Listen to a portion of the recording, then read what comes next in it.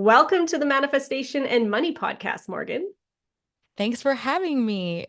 I am pumped to chat with you on the show today because you yourself are a super manifester. So I would love for you to share with the guests just who you are and what your story is.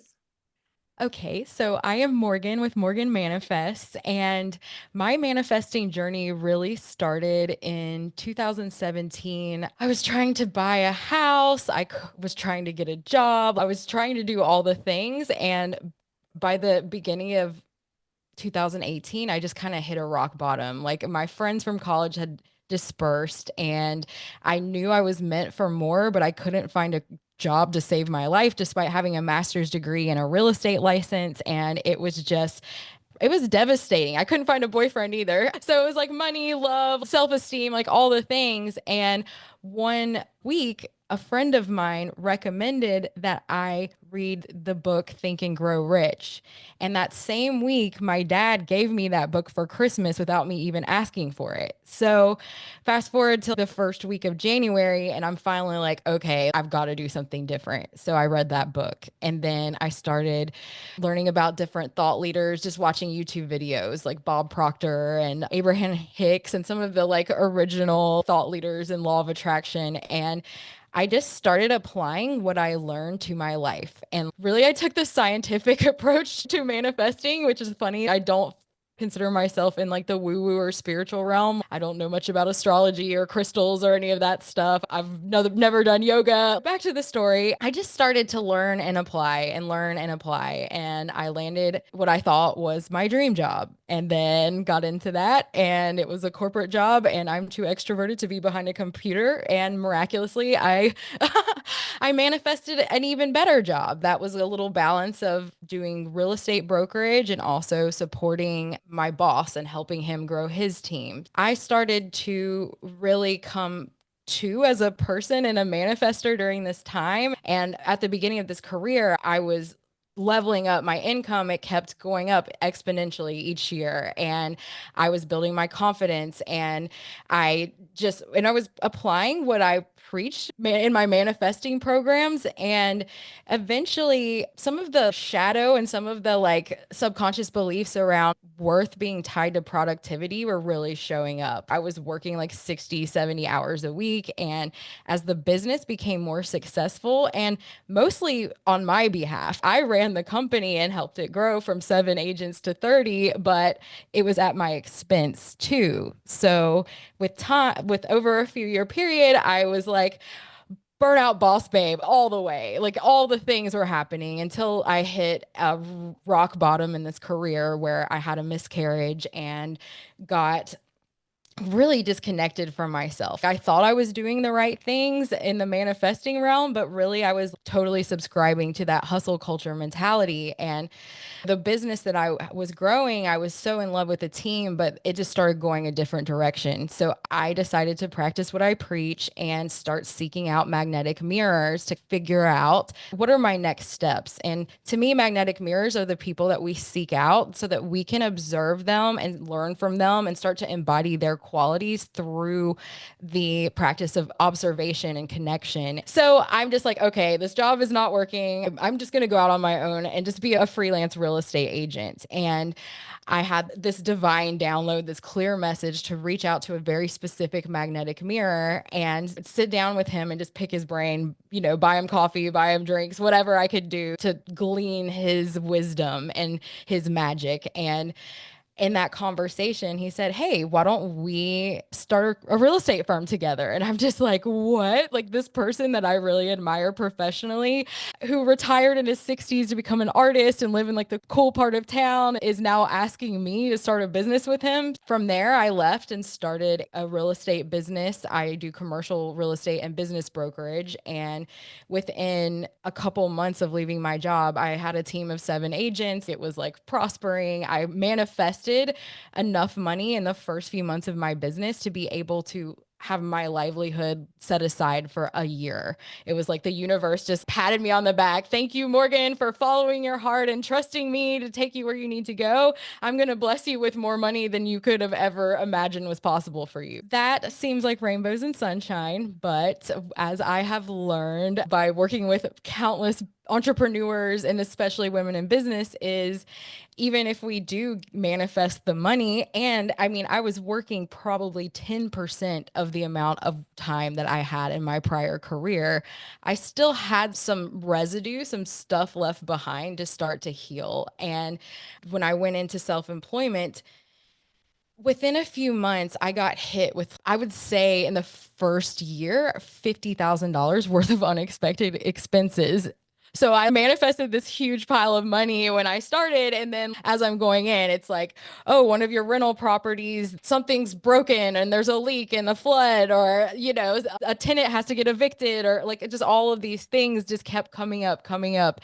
And so it was like this, like total uh I don't know a polite term to use. It was a big challenge. It was a lot to work through, and it brought up more money stuff that I needed to heal.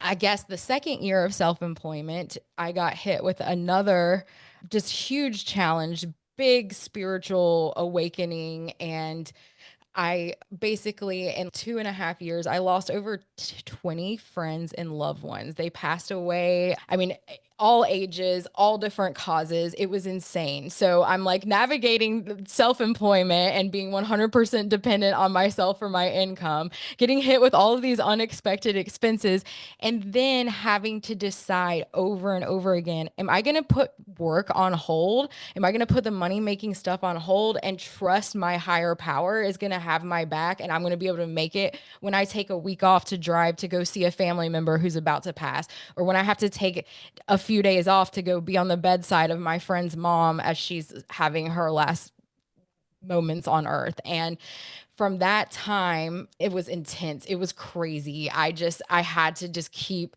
trusting it was all going to work out. And I kept showing up for my people. And I have never felt more divinely held and more supported in my life during this time. I mean, I just had to completely surrender and trust everything was going to work out, and it did. I kept manifesting more opportunities. There was weeks where I didn't even open my email. My nervous system was like locked up from so much like grief and horror, and everything kept working out. And so I get on the other side of this, and I start to notice during this really tough, like, I mean, it was like, I don't know how to explain it. It was some kind of insane like spiritual opening that was happening, and it's just funny how simultaneously I'm having to face death and also face all these money things that are coming up. And from that came, I truly know that the universe has my back. Like anything is possible. If I can make it through that stuff, if I can face some of the things that most people might not even have to ever witness in their entire lives multiple times over again, anything is possible. So that really helped strip away a lot of the money stuff. Like money does not run my life anymore. I am 100%. I'll have my little moments, but like my quality of life, I choose it because I know once again, it's a decision. Like I choose to not let money run my life. I choose to let love run my life. And when I turn it over on a daily basis and make that the priority, that's what I attract and that's what I manifest. And it just keeps getting better. But the other thing that I wanted to mention from this crazy spiritual time is I started to notice spiritual gifts that I didn't have. And as I mentioned earlier, I'm not someone in the woo-woo realm. I still don't exactly know the terms like clairvoyance and claircognizance and all of that stuff. But I started to have prophetic dreams. I would have these vivid dreams and then they would come true over and over again. And I'm starting to think, oh my gosh, do I need to be put in an institution? Am I going crazy from all of this pain and grief? Am I hallucinating? Is this real life? And then they just kept happening. And I realized I truly believe that grief, that era, it just really helped crack something open. It helped me just get in this surrender that now has allowed me to tap into these spiritual gifts, this deepened intuition that was there all along. And I really also believe that by pairing some of that mindset work that I teach in my manifesting programs, but stripping down those layers that of safety and coping mechanisms and defense mechanisms and subconscious beliefs, that is part of the opening to allow me to connect to my intuition, but also just being in full surrender in general and really knowing what it's like to let go and let God. The combo of those things, that's where my huge money breakthrough came.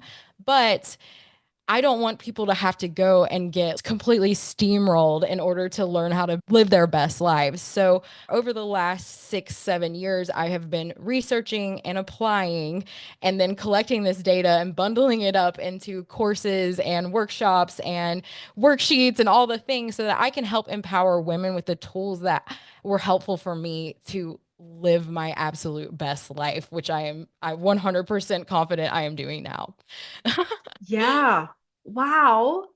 I know it's a lot. That is, first of all, I am so sorry for all of the loss that you dealt with through all of that. Like, no person should have to go through that, especially in that short amount of time, too. That is just mind blowing. And to see you sharing that story now with such a sense of light in your eyes and the smile on your face is really inspiring, that you show people you have went through this mess. I don't know, like I don't even know the words to I don't describe it. either. Yeah, and then you've pulled yourself through and came out on the other side with such grace. That's truly inspiring. Thank you for showing up for who you are. Thank you. I think it's so important to make meaning and learn how to leverage whatever, whether it's a perceived like shortcoming or if you've gone through something really painful and come out the other side. I feel like that's like an anointing. It's a calling, it's a gift of, and also a pebble towards your purpose. If you can make meaning and come on the other side of something really painful and then in some capacity be able to help others with that experience. It doesn't have to be become a thought leader. It can be something more simple, like just Mhm. being there for friends who are going through hard stuff. But I think that's where we really activate that level of fulfillment and that connection to our purpose that makes life worth living in the first place. Mhm. So, Yeah. yes.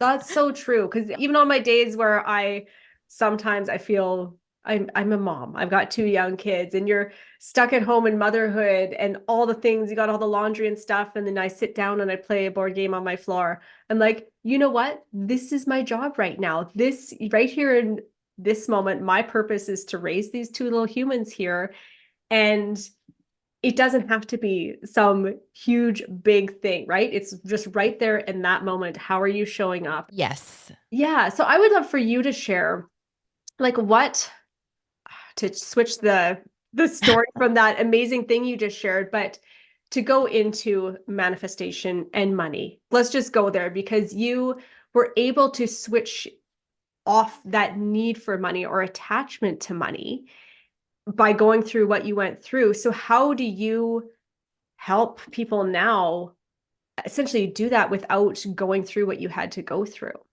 So I have a handful of like tools and action steps and I separate them into there's the information that you can take in and that's kind of just a little foundation so that if life starts to life, you can have a tool that you can apply in the moment when it's applicable. And sometimes it's hard, like you'll read something in a book, but when life is lifing, it's hard to remember, oh, this is a tool that I need. So when I'm working with clients, I'm here. I am your fairy godmother slash cheerleader slash bestie, like whatever you need in that moment, I'm here. And I like to also have a community aspect as well. So either a group program or I'm always surrounded by women who are freaking awesome. And I bring the more women that I meet that are awesome, I bring them along and I say, hey, meet this person. They're going to be a magnetic mirror for you. And you guys have a lot in common. You're probably going to be best friends too. But anyway, back to what I do. If you want me to get into specific things, like specific techniques that I teach, I can go that path. But I think in the overarching what I do is it's a little bit of everything. It's the information, it's the tools that you can start to apply in advanced, like the subconscious reprogramming, some of the like I call them relaxed reprogramming exercises where we're in the meditative hypnotic state and we are reprogramming old stories or creating a vision for a new reality. So that's something you can do preemptively. There's the journal prompts and then some like daily commitments and that kind of thing. But then I also equip you with the tools that you can use in real life when it's applicable as well. And my philosophy is it's information plus application plus dedication equals transformation. That means sometimes you might have to apply a tool and a few times in order for it to really create that transformation from the inside out to start manifesting something different. And Mhm. other times, sometimes you can just create a new reality by listening to the guided meditations, you know? It's a little combination of all of the above that helps one change inside so that they can have a different reality outside. But I think when people are ready to receive that information, they show up, you know? Yeah. And then some people get scared away or they think they're ready, but then the stuff holds them back from showing up fully. Mhm. So I try really hard to keep that accountability element too.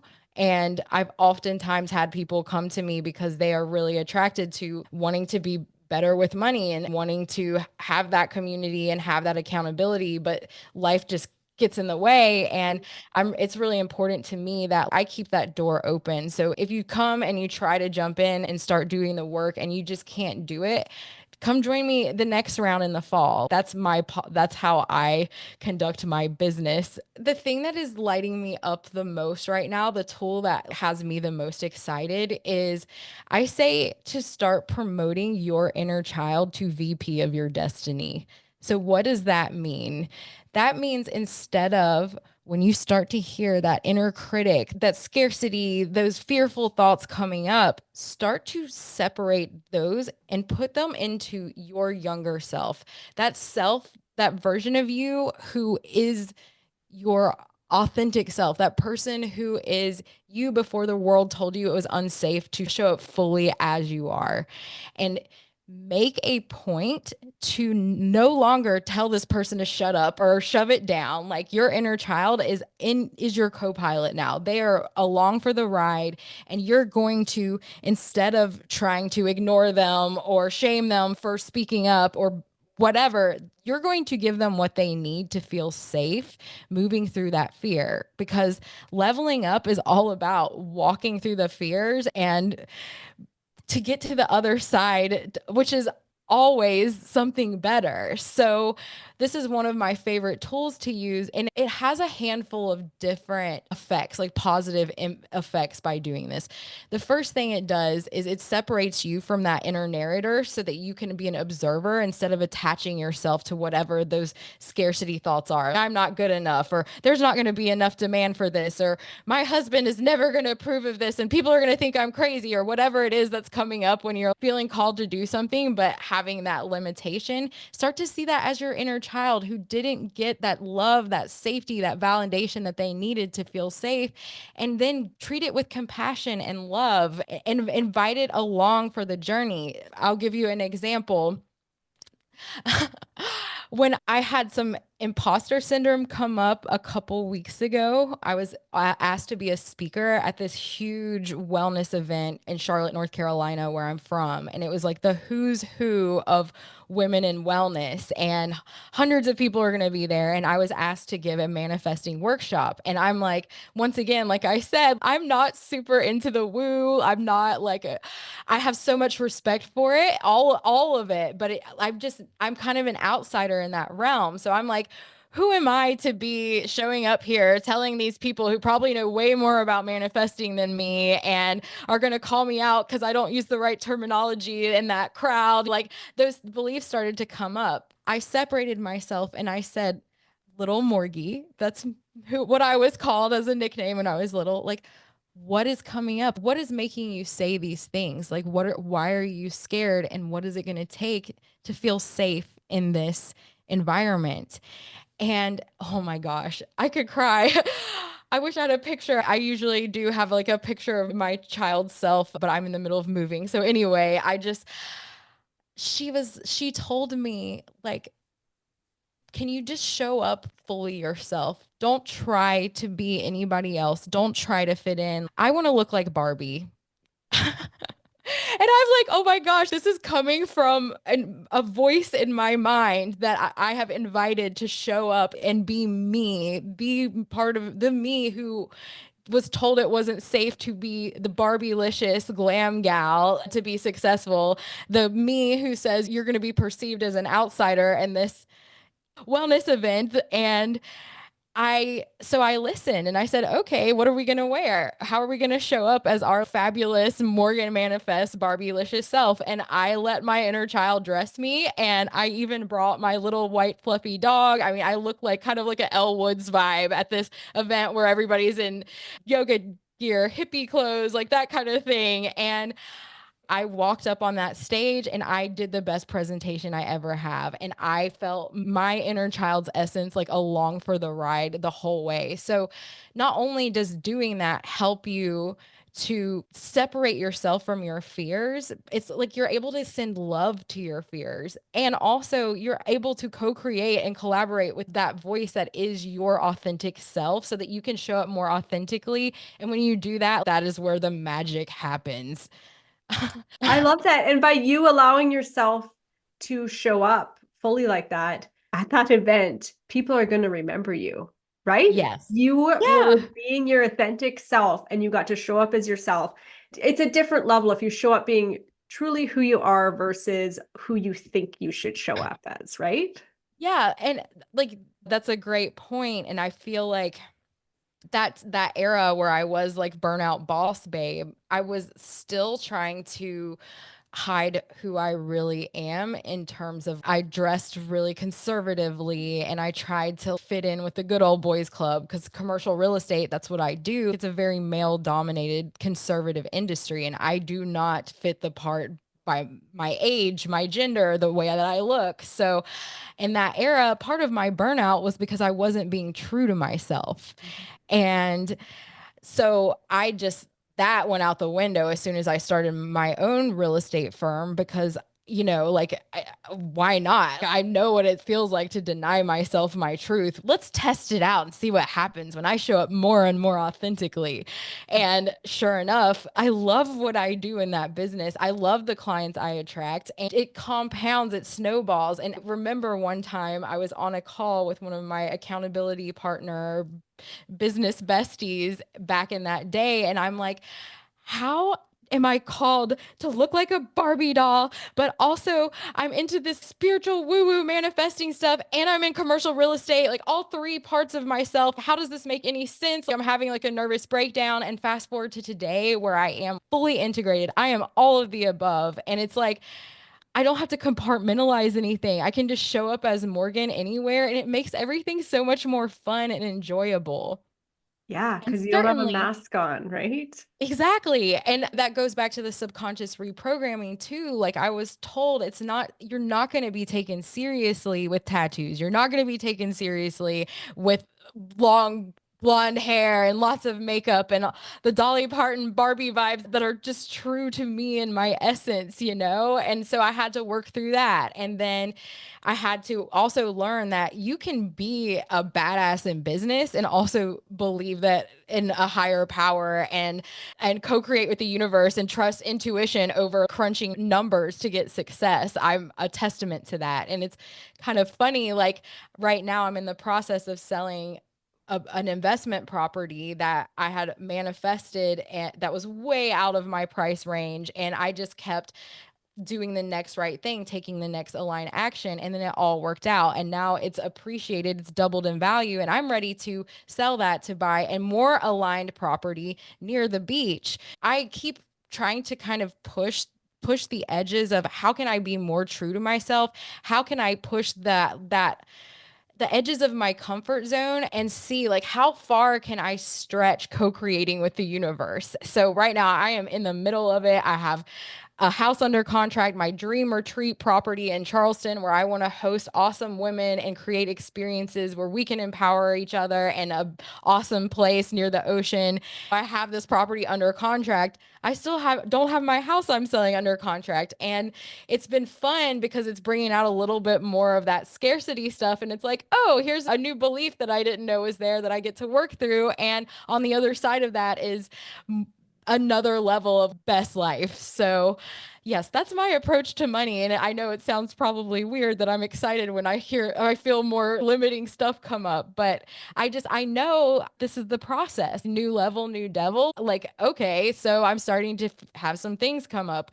Here's all these tools I have to work through it. And then when I get on the other side, I'm going to be able to inspire and empower more women with my experiences to create their best lives. I mean, it's all around winning. That is amazing. And that segues perfectly into my final wrap up question I always love to ask. And that is, what is your biggest piece of advice for somebody to go out and create a life they love? Oh my gosh. Figure out what is your truth. What is your core truth? What lights you up? What are your values? Follow your light and while simultaneously saying no to whatever does not align to your core truth. And that it's like a twofold, but it's the same step. It's just kind of like twofold when you start to give yourself that the medicine of being true to yourself while also delegating, deleting the things in life that don't align with your values and your mission. It's just amazing what will come through and the magnetism that you create through doing that. So true. Thank you for sharing that. And I would love for you to share with the guests where they can reach out and connect with you. Well, so I have created a little guide for women in business who feel like they're stuck or spiraling or just need a little boost. It's got different sections with different limiting beliefs that might be coming up or challenges that might be coming up in your business or with your relationship with money. And it's called the Hot Mess to High Vibe Guide for Worn Out Women in Business. And you can find that at themanifestingmentor.com. And then I am also offering a free soul strategy session to anybody on here who really does want to pinpoint one block and let's work through it together. And you can find that at morganmanifest.com/free. I'll make sure that I put them all in the show notes for people to have easy click through access to you. And your energy is contagious, Morgan. Thank you so much for joining me on the show today. Thank you so much for having me.